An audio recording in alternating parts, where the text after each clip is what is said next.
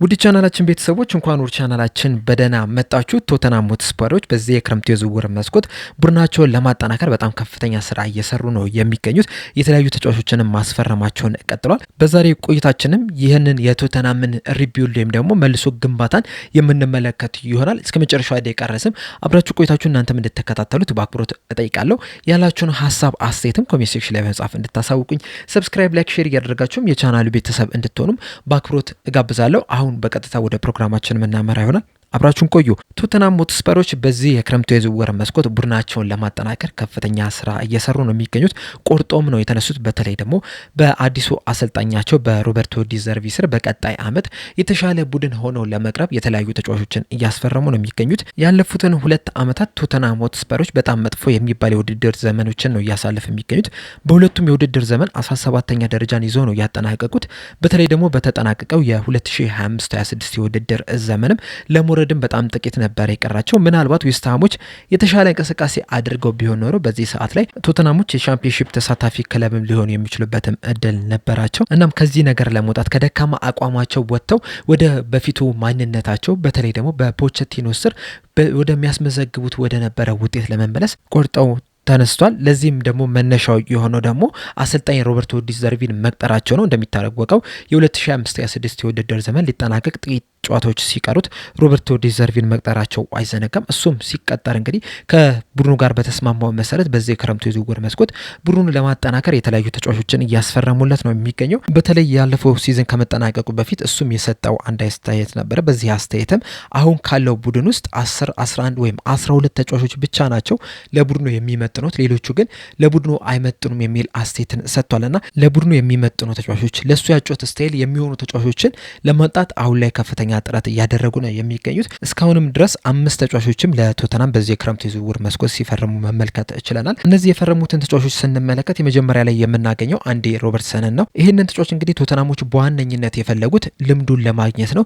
በሊቨርፑል ቤት ላለፉት 8-9 ዓመታት ሁሉንም ዋንጫዎች ማሳካት የቻለ ተጫዋች ነው። እንደዚሁም ደግሞ በመልበሻ ክፍል ውስጥም የሚሰማ ልምድ ያለው ተጫዋች፣ መሪ የሆነ ተጫዋችም ጭምር ነው። ቶተንሃሞች ደግሞ ላለፉት ጥቂት ዓመታት ከጎደላቸው ነገሮች መካከል አንደኛው መሪ የሚባል ተጫዋች በቡድናቸው ውስጥ አለመኖሩ ነው። ምናልባት እንደ አንዲ ሮበርትሰን አይነት መሪ ተጫዋች በቡድናቸው ውስጥ ኖሮ ቢሆን ኖሮ በሜዳ ውስጥ የሚፈጠሩትን አንዳንድ ስህተቶችን መከላከል ይችል ነበረ። አንዳንድ መሪዎች በተለይ ደግሞ አምበሎችን ከተመለከታችሁ ከአሰልጣኝ ይቀበሉና በሜዳ ውስጥ ሌላ አሰልጣኝ ሲሆኑ ተመልክተናልና አንዲ ሮበርትሰንም ይህንን ሚና መጫወት ይችላል። ከዛ በተጨማሪም ደግሞ ከሊቨርፑል ጋር የተለያዩ ዋንጫዎችን ማሳካት የቻለ ተጫዋች ነው። 2 የፕሪሚየር ሊግ፣ የሻምፒዮንስ ሊግ፣ የኤፍኤ ካፕ፣ የካራባኦ ካፕ፣ የክለቦች የዓለም ዋንጫ፣ የሱፐር ካፕ ዋንጫዎችን ማሳካት ይችላልና ይህንን የዋንጫ የማንሳት ልምድም በቶተንሃም ቤት ውስጥ እንዲያመጣም ነው የተፈለገው። ቶተንሃሞች እንደሚታወቀው ላለፉት ረዘም ላሉ ዓመታት ምንም አይነት ዋንጫ ማንሳት አልቻሉምና እንደዚህ አይነት ቡድን ደግሞ ለዋንጫ ቢደርስ ራሱ ልምድ ስለሌለው ዋንጫ የማንሳት እድሉ ይጠባል። አንዲ ሮበርትሰን ደግሞ በዚህ ረገድ ከሁሉም የቶተንሃም ተጫዋቾች የተሻለ ነውና ይህንን ልምዱን እንዲያካፍልም ጭምር ነው ያስፈረሙት። ከሱ በተጨማሪ ማርከስ ሴኔሲንም ከበርነሞዝ በነፃ ሊያስፈርሙት ተችሏል። ይህ ተጫዋችም በበርነሞዝ ቤት በጣም ጥሩ የሚባል እንቅስቃሴ ካደረጉ ተጫዋቾች መካከል አንደኛው እርሱ ነው። በተለይ ደግሞ በተጠናቀቀው ሲዝን በርነሞዞች በፕሪሚየር ሊጉ 6ኛ ደረጃን ይዞ በማጠናቀቅ የአውሮፓ ውድድር ላይ ተሳታፊ እንዲሆኑ ማድረግ ከቻሉ ተጫዋቾች መካከል አንደኛው ማርክ ሴኔሲ ነው። እንደዚሁም ለአንዶኒ ኢራኦላ የጨዋታ አስታይል ወሳኝ የሚባል ተጫዋችም ጭምር ነው የነበረው። እንደዚሁም ደግሞ በዚህ ሰዓትም ከአርጀንቲና ጋር በዓለም ዋንጫው ላይ ነው ያለውና የኢንተርናሽናልና የፕሪሚየር ሊግ ልምዱንም ወደ ቶተንሃም ያመጣል ተብሎ ይጠበቃል። እንደዚሁም ደግሞ የሮበርቶ ዲዘርቪንም የጨዋታ ስታይልም በቶሎ ይላመዳል ተብሎ ከሚጠበቁ ተጫዋቾች መካከል አንደኛው ማርክ ሴኔሲ ነው። ምክንያቱም የሮበርቶ ዲዘርቪና የአንዶኒ ኢራኦላ የጨዋታ ስታይል ተቀራራቢ የሚባል ነውና ሮበርቶ ዲዘርቪ እዚህ ተጫዋች ላይ የሚፈልገውን የጨዋታ ስታይል ለመተግበር ብዙ ይቸገራል ተብሎ አይጠበቅም። እንደዚሁም በፕሪሚየር ሊጉ ደግሞ ልምድ ያለው ተጫዋች ነው። ከኳስ ጋር ምቾት የሚሰማው ተጫዋች ነው። እንደዚሁም መሪ የሚባል አይነት ተጫዋችም ጭምር እንደሆነ ነው እየተነገረ የሚገኙና ይህንንም ተጫዋች ደግሞ በነፃ ሊያስፈርሙት ችሏል። ሌላኛው ለቶተንሃም የፈረመው ደግሞ ማርቲን ደብራርካ ነው። ይህ ግብ ጠባቂ እንግዲህ የቶተንሃም 2ኛ ግብ ጠባቂ ይሆናል ተብሎ ነው የሚጠበቀው። እንደሚታወቀው በዚህ ሰዓት ላይ የቶተንሃም ቁጥር 1 ግብ ጠባቂ ቪካሪዮ ነው። ነገር ግን ደግሞ በቶተንሃም ይቆያል ተብሎ አይጠበቅም። ምናልባትም ወደ ጣሊያን ሴሪያ ሊመለስ የሚችልበት እድል እንዳለ ነው እየተነገረ የሚገኘው። በተለይ ደግሞ በተጠናቀቀው ሲዝን ኪንሲ የተባለው ግብ ጠባቂ ከ2ኛ ግብ ጠባቂነት ወደ ዋና ግብ ጠባቂነት መሸጋገሩ አይዘነጋም። በተለይ የመጨረሾቹን ጨዋታዎች ላይ በቋሚነት ሲጀምር የተመለከትነው ግብ ጠባቂ ነውና ከዚህ በኋላም የቶተንሃም ቁጥር 1 ግብ ጠባቂ ይሆናል ተብሎ ይጠበቃል። ይፈልጋል። ለሱ ደግሞ ምክትል እንዲሆነው ሁለተኛ ግብ ጠባቂ እንዲሆነ ማርቲን ዲቭራብካን ሊያስፈርሙት ችሏል። ይህ ግብ ጠባቂ በተጠናቀቀው የ2025/26 የውድድር ዘመን በበርንሊ ሲጫወት ነበረ ያሳለፈው። በተጫወተባቸውም 35 የፕሪሚየር ሊግ ጨዋታዎችም 4 ክሊንሺት ማስመዝገብ የቻለ ግብ ጠባቂ ነው። በእርግጥ ለቁጥር 1 ግብ ጠባቂነት የሚሆን በረኛ አይደለም። ነገር ግን ደግሞ ቶተናሞችም ይህንን ግብ ጠባቂ የፈለጉት ሁለተኛው ግብ ጠባቂ እንዲሆንና ለዛ ደግሞ ጥሩ ግልጋሎትን ይሰጣል ተብሎ ይጠበቃል። ሌላኛው ያስፈረሙት ተጫዋች ደግሞ የብራይተኑን ጆን ፓውሎ ቫን ሄካን ነው። ይህንን ተጫዋች ለማስፈረምም ቶተናሞች 52 ሚሊዮን ፓውንድ አካባቢ የሚጠጋ ገንዘብ ማውጣት ችሏል። ይህ ተከላካይ እንግዲህ በብራይተን ቤት ላለፉት 4 ዓመታት ሲጫወት ተመልክተናል። በእነዚህ 4 ዓመታትም ጥሩ የሚባል እንቅስቃሴን ማድረግ የቻለ ተጫዋችም ጭምር ነው የነበረው። በተጠናቀቀው የ2025/26 የውድድር ዘመንም ለብራይተን 40 ጨዋታዎችን ማድረግ ችሏል በሁሉም ውድድሮች። በእነዚህ ጨዋታዎች ደግሞ 3 ግብና 3 አሲስት ማስመዝገብ ሲችል በአጠቃላይ ባሳየውም እንቅስቃሴም 7.0 ሬቲንግም የተሰጠው ተጫዋችም ጭምር ነው። ቶተናሞች በዚህ በክረምቱ የዝውውር መስኮት 2 የመሃል ተከላካይ ስፍራ ተጫዋቾችን ማስፈረም ችሏል፣ ማርክ ሴኔሲን እና ጆን ፖሎ ቫን ሄካን። ይህን የሚያሳዩ ደግሞ በተከላካይ መስመራቸው ላይ ሙሉ ለሙሉ እምነት እንደሌላቸው ነው። በእርግጥ ተከላካዮቹን ከተመለከትን በተለይ ደግሞ የመሃል ተከላካዮችን ስንመለከት ክሪስቲያን ሮሜሮ በቅጣት የሚሆን በጉዳት ምክንያት ብዙ ጨዋታዎች እያመለጡት ነው የሚገኙት። በተጠናቀቀው ሲዝንም 23 የፕሪሚየር ሊግ ጨዋታዎችን ብቻ ነው ማድረግ የቻለው። በአጠቃላይ ውድድሮች ደግሞ 32 ጨዋታዎችን ብቻ ነው ማድረግ የቻለው። በእነዚህ ጨዋታዎች በእርግጥ ጥሩ የሚባል እንቅስቃሴን አድርጓል። ነገር ግን ደግሞ በቀጣይ ጨዋታ ላይ ይኖራል ብሎ ደግሞ የምትተማመንበት አይነት ተጫዋች አይደለም። እንደዚሁም ሚኪ ቫንደቪንም ስንመለከተው እሱም ጉዳቶች የሚያስቸግሩት ተጫዋች ነው። በእርግጥ በተጠናቀቀው ሲዝን በፕሪሚየር ሊጉ ብቻ 35 ጨዋታዎችን ለቶተናም ማድረግ ችሏል። ነገር ግን ደግሞ ከዛ በፊት የነበሩትን ዓመታት ከተመለከታችሁ በጉዳት ምክንያቶች የተለያዩ ጨዋታዎች ሲያመልጡት መመልከት ይችላል። ከዛ ውጭ ያሉት የመሃል ተከላካይ ስፍራ ተጫዋቾች ግን ያን ያህል ምርጥ የሚባሉ ተጫዋቾች አይደሉም። ቶተናምንም የሚመጠን ተጫዋቾች አይደሉም። እናም ይህንን የተከላካይ ስፍራ ለማጠናከርም እነዚህን 2 ተጫዋቾችን ሊያስፈርሙ ችሏል።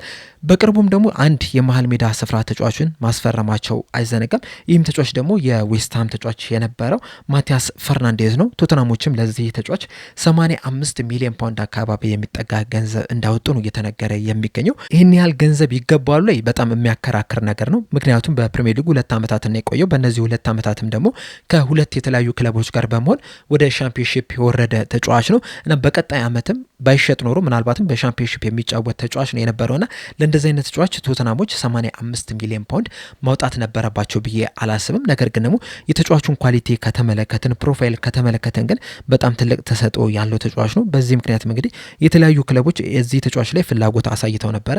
ከዚህ ቀደም ሊቨርፑሎች፣ ፒኤስጂዎች፣ አርሰናልም ሲባል ነበረ። እንደዚሁ ማንቸስተር ዩናይትዶችም እዚህ ተጫዋች ላይ ፍላጎት ነበራቸው። በተለይ ማንቸስተር ዩናይትዶች አንዳንድ ንግግሮችንም ከተጫዋቹ ጋር አድርገው ነበረ።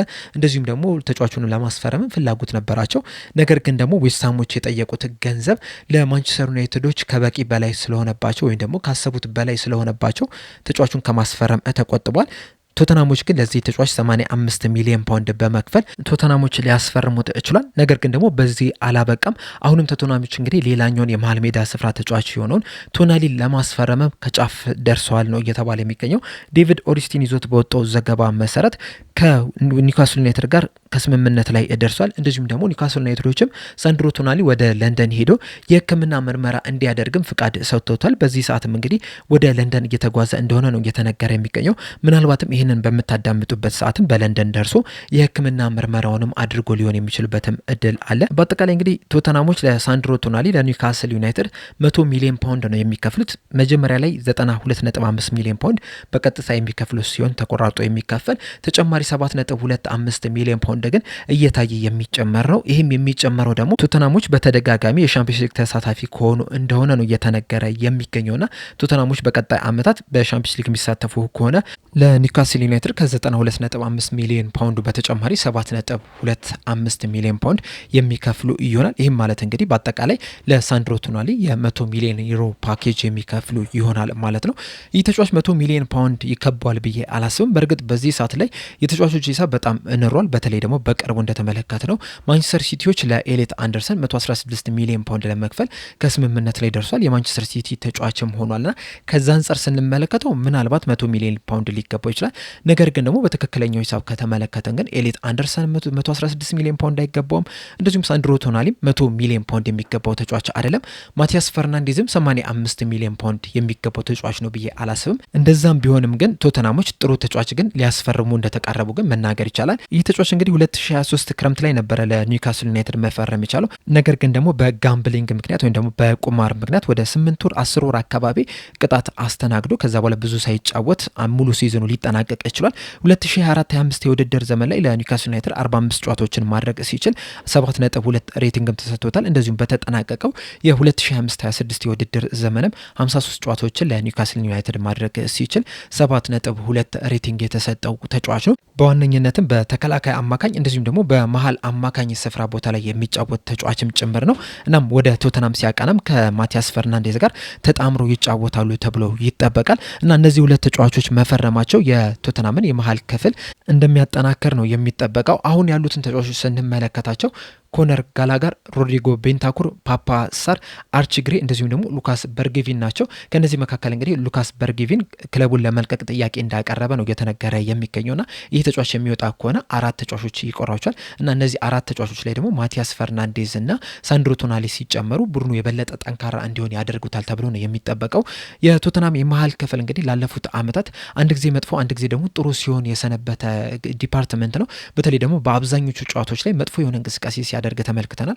አንዳንድ ጊዜ ደግሞ በቀናቸው ደግሞ በጣም ጠንካራ የሚባል የመሀል ክፍል እንዳላቸው ስንመለከት ነበረ። አሁን ላይ ግን የነዚህ ሁለት ተጫዋቾች መጨመር ቡድኑን ያጠናክራል ተብሎ ይጠበቃል። በአጠቃላይ ቶተናሞች በዚህ የክረምቱ የዝውውር መስኮት ያስፈረማቸው ተጫዋቾች አጠቃላይ ብዛት እንግዲህ 6 ሊደርስ ተቃርቧል። ወጫቸውም ወደ ከ230 ሚሊዮን ፓውንድ ከፍ እንዳለም ነው እየተነገረ የሚገኘው። ከዚህ በኋላም ደግሞ የተለያዩ ተጫዋቾችን ለማስፈረም ፍላጎት እንዳላቸው ነው የሚነገረው። በተለይ ደግሞ የአጥቂ ክፍል ላይ ተጨማሪ ተጫዋቾችን ለማምጣት ከፍተኛ ፍላጎት አላቸው። በዚህ ሰዓት ላይም የበርንሞዝ ተጫዋች የሆነው ክሩፒንም ለማስፈረም ፍላጎት እንዳላቸው ነው እየተነገረ የሚገኘው።